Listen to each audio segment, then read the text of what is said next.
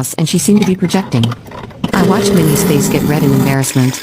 I continued to tell her how I was so sick of her always being jealous of me all my life and how disgusting it was for her to turn my baby shower into such a fiasco. I announced to everyone that Minnie had always done this and recounted how she would lie about me to my ex-boyfriends. Minnie stood there looking humiliated. My mother told her how she had gone too far this time.